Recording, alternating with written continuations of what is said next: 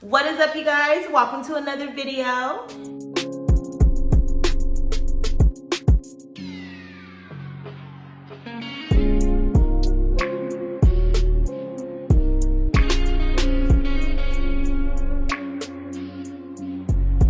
If you are new here, hi, my name is Marissa Linnell, and on this channel we talk about personal development, life lessons, self-care, relationship lessons, femininity, and just all things life, okay? Life is life in the hell out of all of us, and we are doing it together right here, right now on this channel. If you are not new here, thank you so much for tuning in to another video. I truly do appreciate you guys that keep coming back. So, welcome back to ChrisRiss.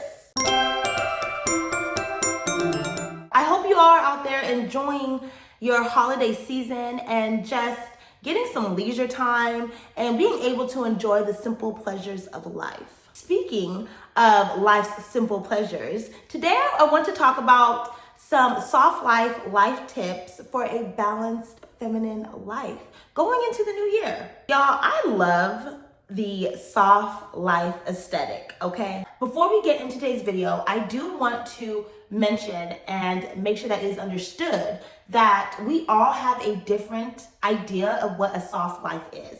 For some people, it simply could be the opportunity to experience simple leisures and pleasures in life. And for others, it could mean a life of luxury, okay? Now, I do want to point out that I feel like a soft life and a luxury life do often get mixed up, but they are two very different things. To me, a soft life is a mentality. It's the series of decisions that we make and the boundaries that we put in place for ourselves. And it's the people and the energy that we keep around us and the habits that we put in place for ourselves. And I think where the two worlds collide is that a life of luxury and wealth can definitely help us adopt and get into a soft life. Listen, I love seeing women, especially Black women, just being able to indulge in rest and just finding new ways to treat themselves to nice things. I just love that for us. So let's talk about some things that I have done, some things that I am doing, and some things that we should all do to create a soft life for ourselves. Let's get into today's video.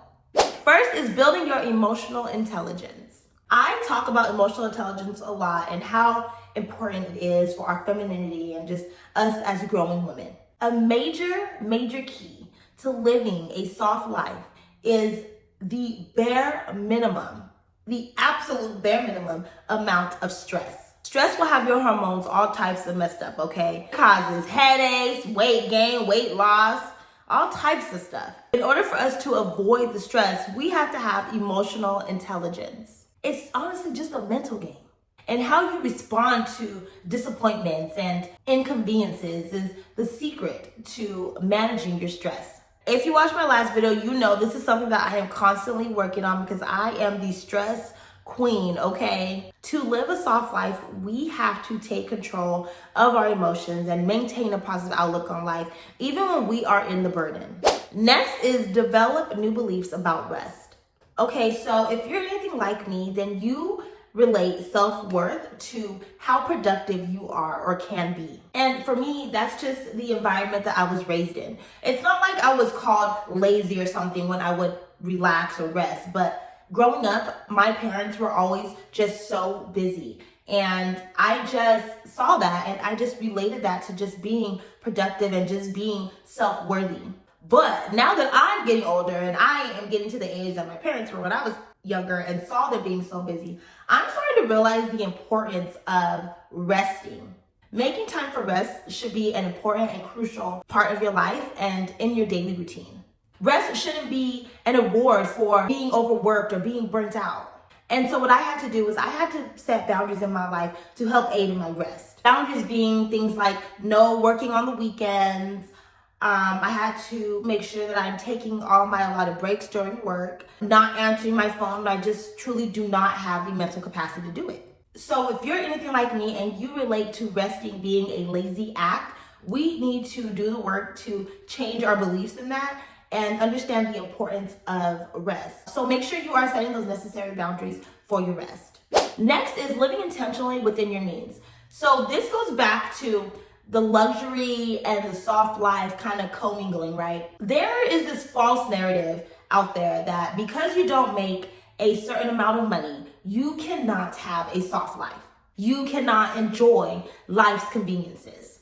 We need to change that narrative and understand that we can enjoy all of life's conveniences with the money that we have right now. But the key is be intentional with your money. And this is something that I am constantly working on, you guys. Okay, everyone knows I have a shopping problem. It's not really a problem. It's just like shopping really is something that soothes me. Whether I'm grocery shopping, clothes shopping, house decor shopping, gift shopping, it really puts me in my soft girl era. My mentality is so cool, calm, and collected. But I had to learn how to be intentional with my shopping and my spending habits.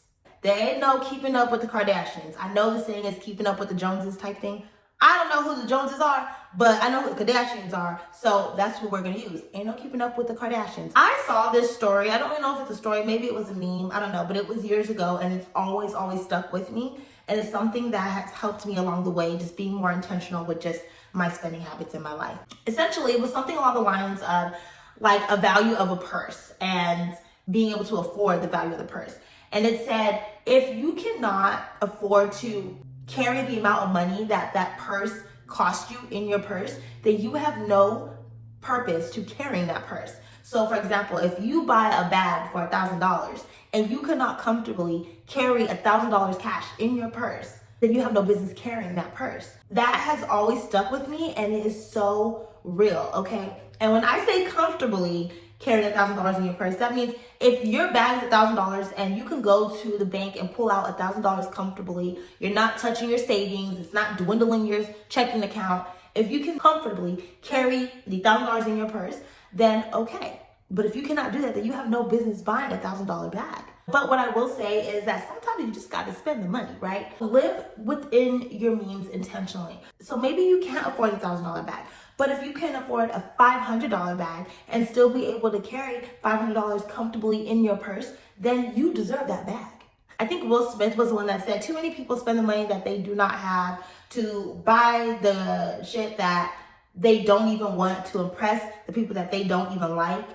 I don't know if he coined it, but I'm pretty sure it was a quote that I saw maybe on Instagram or on Pinterest. That is the perfect example of living intentionally. But what I will say on the flip side about spending money and living intentionally, sometimes you just gotta spend the money, sis. And let me elaborate on that. I honestly am living proof, and I believe this wholeheartedly, that money is a constant circulation product, right? So I do believe that there were times when I would not spend the money on something that I really wanted and that I could afford. So let's use the $500 bag, for example, right? There were times where I could maybe afford a bag that was $500 and still comfortably put $500 in my bag. But I would not spend the money because I was operating out of fear. And I do believe that when you operate out of fear like that, I do believe that it does create a blockage in the circulation of money. And that's just me personally. I feel like I've experienced this personally, and I feel like it is honestly so real. So if there is something that you truly do desire and that you can truly afford, do not operate out of fear. Spend the money to get what it is that you truly do want and or need. Because if you do not, fear is going to cause that blockage of the constant circulation of money coming your way. So spend the money sometimes, but definitely live in intentional means. Next is let people help you. Okay, I do not like people to help me. I am the type of person that I do everything on my own. I do not ask for help because I don't want to be a burden or an inconvenience to anyone, ever. And it's a struggle for me to have that sense of fear of being a burden and being an inconvenience to someone. But as you all know, life is life in the hell out of all of us, okay? And life is hard. And the older we get and the harder life is becoming, it's becoming more and more apparent to me that sometimes we just gotta allow help. And trying to do everything on our own and trying to figure out everything on our own is honestly a little bit psychotic. So if you have some amazing people in your group and they are willing to help you, let them help you. And if you do have people in your life that you feel like asking them for help or allowing them to help is a burden on them, you need to reevaluate the people in your life. Next is understanding that if you don't have to struggle, don't. Okay, I'm gonna say something and people are probably gonna look at me a little sideways. I really don't care because this is really how I feel. So many people talk so much shit about the Kardashians, and I'm using the reference to them a lot because they're everywhere and everyone knows who they are. So many people talk so much about the Kardashians, saying that they don't have real talent, they didn't work hard to get where they are, everything was handed to them, and blase. So what? Where is the problem in having something handed to you? I don't understand that. I would never understand that. Listen, struggling does not make the journey worth it. I don't even know where that narrative came from, that in order for something to mean something or be inspirational, you have to struggle to get there. That is not a thing. You don't have to struggle to be somebody. We all have been dealt different cards. And so if you have access to something that is going to make life easier for you, stop feeling guilty about it and just take the opportunity. Do it. Choose ease. Why do we choose struggle? And another way of looking at this is also, if you have the opportunity or the ability to ease someone else's life, offer that opportunity to them. Share your resources with your community. It doesn't always have to be something so crazy. It doesn't have to be something so big. The littlest things can really help any one person. For example, me and my family, we share all of our subscriptions. Everything. It just makes sense rather having each of our own individual things. So we all share Hulu, Netflix, HBO Max, Amazon. I mean, the list goes on. We share everything. And this is what I mean by choosing an easier life. Choose to help each other. Choose not to struggle. Choose life with ease. We literally have to work together to work smarter and not harder. So if you don't have to struggle, don't. If you see someone struggling and they are paying a Netflix subscription of like $20 or whatever the subscription is right now, I don't know. But if they are paying $20 and they are literally struggling until Netflix takes it away, just share a Netflix account. You know what I'm saying? Like, choose ease. We all don't have to struggle. Help each other. Next is stop trying to humble someone else or humble yourself. Let me explain what I'm talking about. Okay, so you know when people give you those compliments, they always end up with some kind of unwarranted reminder or whatever. Like, you know, someone compliments you on your smile. You have a nice smile. But then they follow it up with, oh, let me not get your head blown up. Let me not blow your head up. Why not? Why? What is so horrible about boosting someone else's confidence? The way the world is, every time you scroll on Instagram, every time you turn on the TV, it's constantly showing you that maybe you are not good enough. Our self-esteem is constantly being put down. Why can't we just make each other feel good, help each other feel beautiful? And then also on the other end, you need to make sure that you are doing that for yourself as well. Do not humble yourself. Give yourself compliments. If you do your hair bomb one day, tell yourself your hair looks so good. Tell yourself your makeup is bomb. Tell yourself you have a great smile. Tell yourself you look good. Whatever the case is, do not humble yourself and do not try to humble someone else. So for those of you who are the person that gives a compliment and then try to humble them on the other side, stop, because you are projecting. And it's so unwarranted. It's so unnecessary. It's okay to help people feel good about themselves. And it's okay to help yourself feel good about yourself. So stop trying to be humble and stop trying to humble other people. Next is slow down. Okay, we live in a society that is just constantly on the go. We need to slow the hell down. Honestly, we have to learn how to just embrace life and just to experience life as it comes.